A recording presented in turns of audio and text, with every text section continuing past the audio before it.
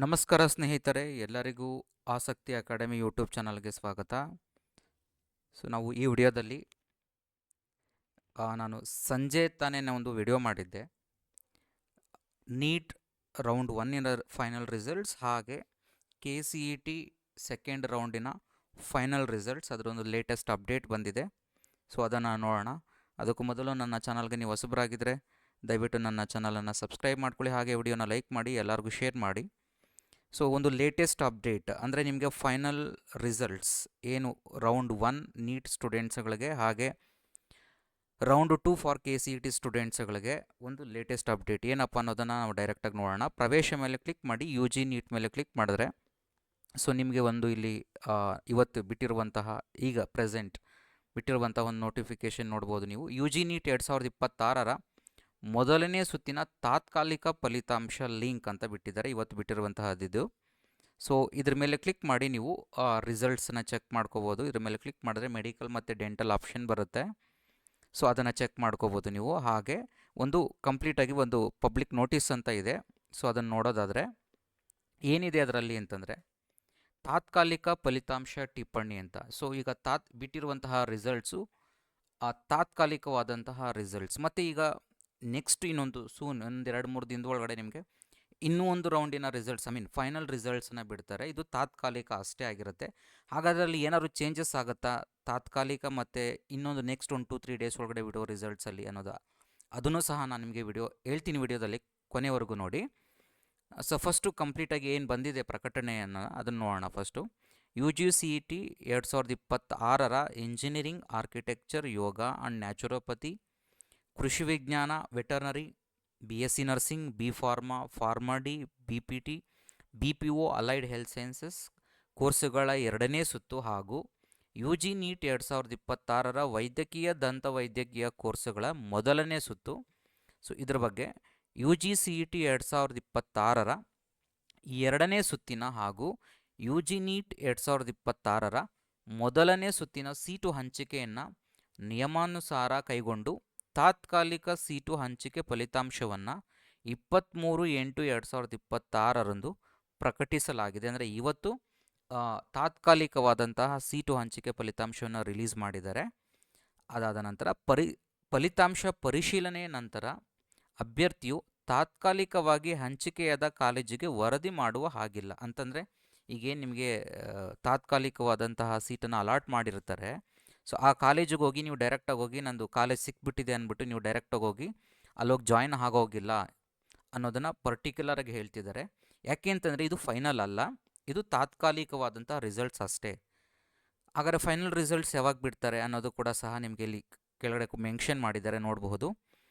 ಪ್ರಕಟಿಸಲಾದ ತಾತ್ಕಾಲಿಕ ಫಲಿತಾಂಶ ಕುರಿತು ನಿರ್ದಿಷ್ಟ ಆಕ್ಷೇಪಣೆಗಳು ಇದ್ದಲ್ಲಿ, ಅಂತಂದರೆ ಕಟ್ ಆಫ್ಗಳನ್ನು ಕೊಟ್ಟಿರ್ತಾರೆ ನಿಮಗಲ್ಲಿ.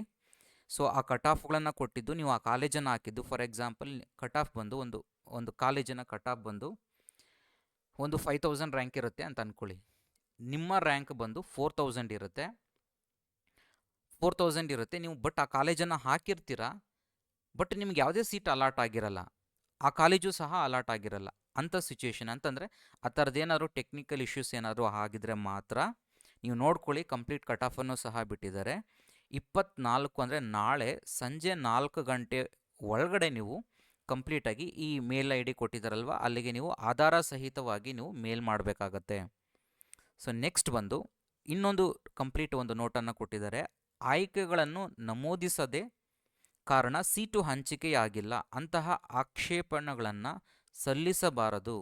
ಅಂತಂದರೆ ನೀವು ಯಾವುದೇ ಆಪ್ಷನ್ ಎಂಟ್ರಿ ಮಾಡದೆ ನನಗೆ ಸೀಟೇ ಅಲಾಟ್ ಆಗಿಲ್ಲ ಅಂತಂದ್ಬಿಟ್ಟು ಯಾವುದೇ ರೀತಿಯಾದಂತಹ ನೀವು ಆಕ್ಷೇಪಣೆಗಳನ್ನು ಕಳಿಸಬಾರ್ದು. ನೀವು ಈ ಹಂತದಲ್ಲಿ ಆಯ್ಕೆಗಳ ಬದಲಾವಣೆಗೆ ಅನುಮತಿಸಲಾಗುವುದಿಲ್ಲ. ಅಂತಂದರೆ ನೀವು ಆಪ್ಷನ್ ಎಂಟ್ರಿಗೆ ನಾನು ಇಲ್ಲ, ನನಗೆ ಬೇಡ, ಈ ಕಾಲೇಜ್ ಬೇಡ, ಅಥವಾ ನಾನು ಚೇಂಜ್ ಮಾಡ್ತೀನಿ ಅನ್ನುವಂಥದ್ದನ್ನು ನಿಮಗೆ ಈ ಥರದ್ದು ಯಾವುದೇ ರೀತಿಯಾದಂತಹ ಆಕ್ಷೇಪಣೆಗಳನ್ನ ಅವ್ರು ತೊಗೊಳ್ಳೋದಿಲ್ಲ ಅನ್ನೋದನ್ನು ಮೆನ್ಷನ್ ಮಾಡಿದ್ದಾರೆ. ಹಾಗೆ ನೋಡೋದು 4th ಪಾಯಿಂಟ್ ನೋಡೋದಾದರೆ, ಆಕ್ಷೇಪಣೆಗಳನ್ನು ಪರಿಶೀಲಿಸಿದ ನಂತರ UGCET 2026ರ 2ನೇ ಸುತ್ತಿನ ಹಾಗೂ UG ನೀಟ್ 2026ರ ಮೊದಲನೇ ಸುತ್ತಿನ ಸೀಟು ಹಂಚಿಕೆ ಫಲಿತಾಂಶವನ್ನು ಪ್ರಕಟಿಸಲಾಗುವುದು.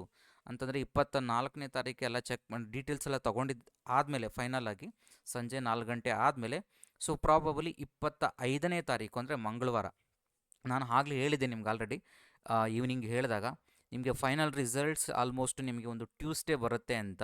ಸೊ ಅದೇ ರೀತಿಯಾಗಿ ನಿಮಗೆ ಫೈನಲ್ ರಿಸಲ್ಟ್ಸ್ ಆಲ್ಮೋಸ್ಟ್ ಟ್ಯೂಸ್ಡೇ, ಯಾಕೆಂದರೆ 24th ಸಂಜೆ 4 ಗಂಟೆವರೆಗೂ ನಿಮಗೆ ಇದನ್ನು ಅಬ್ಜೆಕ್ಷನ್ಸನ್ನು ತಗೊಳ್ಳೋದ್ರಿಂದ ಸೊ ಅವತ್ತೇ ರಿಲೀಸ್ ಮಾಡೋದಕ್ಕಾಗೋದಿಲ್ಲ. ಸೊ ನೆಕ್ಸ್ಟ್ ಡೇ ಅಂದರೆ 25ನೇ ತಾರೀಕು ನಿಮಗೆ ಮಂಗಳವಾರ ಫೈನಲ್ ರಿಸಲ್ಟ್ಸನ್ನು ರಿಲೀಸ್ ಮಾಡಬಹುದು. ಸೊ ಅದನ್ನು ಮೆನ್ಷನ್ ಮಾಡಿದ್ದಾರೆ. ಹಾಗೆ KEV ವೆಬ್ಸೈಟಿನಲ್ಲಿ ಸೀಟು ಹಂಚಿಕೆ ಕುರಿತು ಕಾಣಿಸಿಕೊಳ್ಳುವ ಸೂಚನೆಗಳನ್ನು, ಅಧಿಸೂಚನೆಗಳು ಮತ್ತು ಪ್ರಕಟಣೆಗಳನ್ನು ಸರಿಯಾದ ರೀತಿಯಲ್ಲಿ ಅನುಸರಿಸದ ಕಾರಣ ಉಂಟಾಗುವ ಯಾವುದೇ ಕ್ರಮ ಪರಿಣಾಮಗಳಿಗೆ KEA ಜವಾಬ್ದಾರರಾಗುವುದಿಲ್ಲ. ಅಭ್ಯರ್ಥಿಗಳು KEA ವೆಬ್ಸೈಟಿಗೆ ಆಗಿಂದಾಗಲೇ ನವೀಕರಣಗಳಿಗಾಗಿ ಭೇಟಿ ನೀಡಲು ಸೂಚಿಸಲಾಗಿದೆ. ಅಂತಂದರೆ ಈಗ ಒಂದು ಅಪ್ಡೇಟ್ ಕೊಟ್ಟಿರ್ತಾರೆ, ಕೆಲವೊಂದು ಡೀಟೇಲ್ಸನ್ನು ನಿಮ್ಮ ಇನ್ಕಮ್ ಸರ್ಟಿಫಿಕೇಟನ್ನು ಅಪ್ಡೇಟ್ ಮಾಡಿ, ಅಥವಾ ಇದನ್ನು ಕ್ಯಾಸ್ಟ್ ಸರ್ಟಿಫಿಕೇಟನ್ನು ಅಪ್ಡೇಟ್ ಮಾಡ್ಕೊಳ್ಳಿ, ಈಗ ಒಂದೇನೋ ಅಪ್ಡೇಟ್ ಬಂದಿರುತ್ತೆ, ನೀಟ್ ಮಾರ್ಕ್ಸನ್ನು ಅಪ್ಡೇಟ್ ಮಾಡಿ ಅಂತ. ಸೊ ಇವುಗಳನ್ನೇನು ಕೊಟ್ಟಿರ್ತಾರೆ, ಇವುಗಳನ್ನೆಲ್ಲ ಕಂಪ್ಲೀಟಾಗಿ ನೀವು ಫಾಲೋ ಅಪ್ ಮಾಡ್ಕೋಬೇಕು. ಇಲ್ಲ ನನಗೆ ಗೊತ್ತಿಲ್ಲ ಅಂತಂದರೆ ಅದಕ್ಕೆ ನಾವು ಜವಾಬ್ದಾರರಲ್ಲ ಅಂತ ಕರ್ನಾಟಕ ಎಕ್ಸಾಮಿನೇಷನ್ ಅಥಾರಿಟಿ ಸೊ ಸ್ಟ್ರಿಕ್ಟಾಗಿ ಹೇಳಿದೆ. ಸೊ ಇದು ಇವತ್ತಿನ ಕಂಪ್ಲೀಟಾಗಿ ವಿಚಾರ. ಈಗ ಫಸ್ಟ್ ಮೇಜರ್ ಪಾಯಿಂಟಿಗೆ ಬರೋಣ. ಸರ್, ಈಗ ಇದೇನು ರಿಸಲ್ಟ್ಸ್ ಬಿಡ್ತಿದ್ದಾರೆ ತಾತ್ಕಾಲಿಕ ಫಲಿತಾಂಶ ಅಂತ, ಇದೇ ಈಗ ನೆಕ್ಸ್ಟು ಈಗ ಮಾರ್ಕ್ ರಿಸಲ್ಟ್ಸ್ ಬಿಟ್ಟಿದ್ದಾರೆ, ಈಗ ತಾತ್ಕಾಲಿಕ ಫಲಿತಾಂಶ ಅಂತ ಬಿಡ್ತಿದ್ದಾರೆ, ನೆಕ್ಸ್ಟ್ ಇನ್ನೊಂದು ಫೈನಲ್ ರಿಸಲ್ಟ್ಸ್ ಅಂತ ಬಿಡ್ತಾರೆ. ಸರ್, ಇದರಲ್ಲಿ ಏನಾದ್ರು ಮಾರ್ಕ್ ರಿಸಲ್ಟ್ಸ್ ಅದರಲ್ಲಿರೋ ಸೀಟು ಸಿಗುತ್ತೋ ಇಲ್ವೋ ಗೊತ್ತಿಲ್ಲ, ಬಟ್ ತಾತ್ಕಾಲಿಕ ಫಲಿತಾಂಶ ಏನು ಬಿಡ್ತಾ ಇದ್ದಾರೆ ನಿಮಗೆ, ಅದಾದ ನಂತರ ಮೆಜಾರಿಟಿ ನಿಮಗೆ ಅದೇ ಸೀಟು, ಮೆಜಾರಿಟಿ ನಾನು ಹೇಳ್ತಾ ಇದ್ದೀನಿ, ಮೆಜಾರಿಟಿ 99.9% ಈಗೇನು ತಾತ್ಕಾಲಿಕ ಸೀಟ್ ಅಲಾಟ್ ಆಗಿದೆ ಅದೇ ಸೀಟು ಫೈನಲ್ಗೆ ಬರುತ್ತೆ. 99.9%. ಯಾಕೆ 0.1% ಹೇಳಲಿಲ್ಲ ಅಂತಂದರೆ, ಈಗ ನೋಡಿ ಈ ಥರ ಚೇಂಜಸ್ ಏನಾದ್ರು ಇದ್ದರೆ, ಪ್ರಾಬ್ಲಮ್ಸ್ ಏನಾದ್ರು, ಇಶ್ಯೂಸ್ ಏನಾದ್ರು ಕ್ರಿಯೇಟ್ ಆಗಿದ್ರೆ ಅಂತ ಹೇಳಿದಾರಲ್ವ, ಆ ಥರದ್ದು ಯಾರ್ದಾದ್ರು ಕ್ಯಾಂಡಿಡೇಟ್ಸ್ ಇದ್ದರೆ ಒಂದು ಸ್ವಲ್ಪ ಚೇಂಜಸ್ ಆಗೋದು ಬಿಟ್ಟರೆ ನಿಮಗೆ ಈಗೇನು ಅಲಾಟ್ ಆಗಿದೆ ಸೀಟು ಮ್ಯಾಕ್ಸಿಮಮ್ ಎಲ್ಲ ಸ್ಟೂಡೆಂಟ್ಸ್ಗಳಿಗೂ ಅದೇ ಸೀಟೇ ನಿಮಗೆ ಫೈನಲ್ ರಿಸಲ್ಟ್ಸಲ್ಲೂ ಸಹ ಬರುತ್ತೆ.